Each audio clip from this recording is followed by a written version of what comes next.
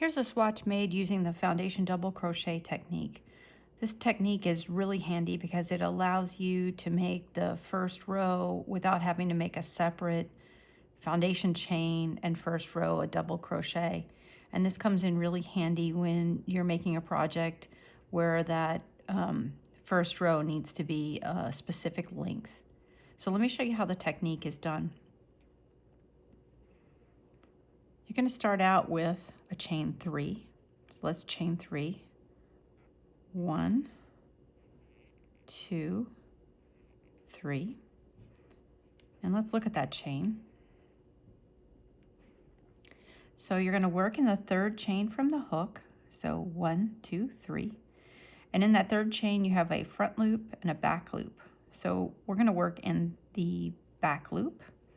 And we're also going to work, let me turn it on its side, we're also going to work in what's called the back bump. So I want to make sure you saw this back bump. So you're going to yarn over, and then you're going to pass your hook through the back loop and the back bump of that third chain from the hook. And then you're going to yarn over and you're going to pull through the back bump and back loop. And then you're going to flatten out your work and you're going to keep your crochet handle pointed away from you at towards about 1 or 2 o'clock. And we're going to do that because it helps make the bottom of your foundation double crochet row have really nice distinct V-shaped stitches, which will also help you in doing the technique. It'll make it easier to recognize the stitches that you're going to work into.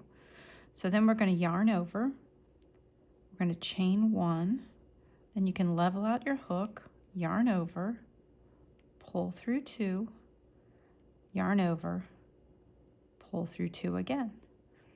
And so now we've made our first chain 3, and here at an angle we have our first foundation double crochet. So let's do that again. So you're going to yarn over, and so what you're going to do is you're going to turn your work so that the bottom of your foundation double crochet is pointing up, and you'll know that you have that when this tail coming off your slip stitch is pointing up at you.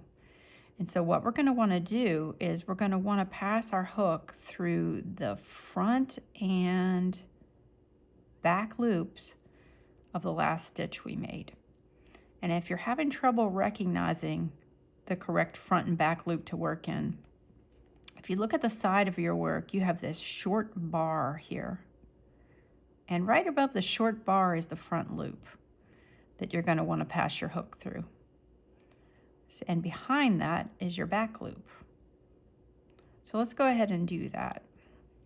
We're going to pass our hook through the front and back loop of the last stitch we made. We're going to yarn over. We're going to pull through. We're going to flatten out our work. We're going to keep the handle of our crochet hook aimed at 1 or 2 o'clock. We're going to yarn over. We're going to chain 1, level out our hook, yarn over, pull through 2, yarn over, pull through 2. So now we've made 2 foundation double crochet stitches. Let's do that again. Yarn over, we'll turn our work so that the bottom of the foundation double crochet is facing up. We'll pass our hook through the front and back loop of the last stitch we made. We'll yarn over, we'll pull through. We'll flatten out our work. We'll keep our crochet hook aimed at 1 o'clock. Yarn over, chain 1, level your hook, yarn over, pull through 2, yarn over, pull through 2. Okay, let's do that again.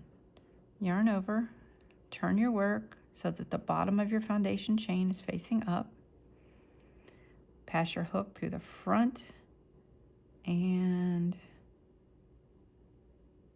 back loop of the last stitch, yarn over, pull through, flatten out your work, keep your crochet handle at 1 o'clock, chain 1, level your hook, pull through 2, yarn over, pull through 2. Okay, let's do that one last time. Yarn over, turn your work so that the bottom of your foundation double crochet is facing up. Pass your hook through the front and back loops of your last stitch, yarn over, pull through, flatten out your work, keep your crochet handle pointed at 1 o'clock, yarn over, chain 1, level out your hook, yarn over, pull through 2, yarn over, pull through 2. Okay, let's look at what we've made so far.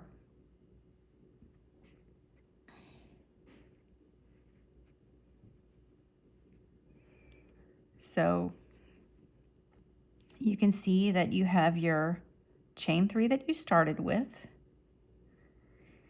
and then we have the first post of the first foundation double crochet, second, third, fourth, fifth. And we can look at that from the top as well. So you have 1, 2, 3, 4, 5 foundation double crochet stitches that you've made, and then you have your chain 3 that you started with.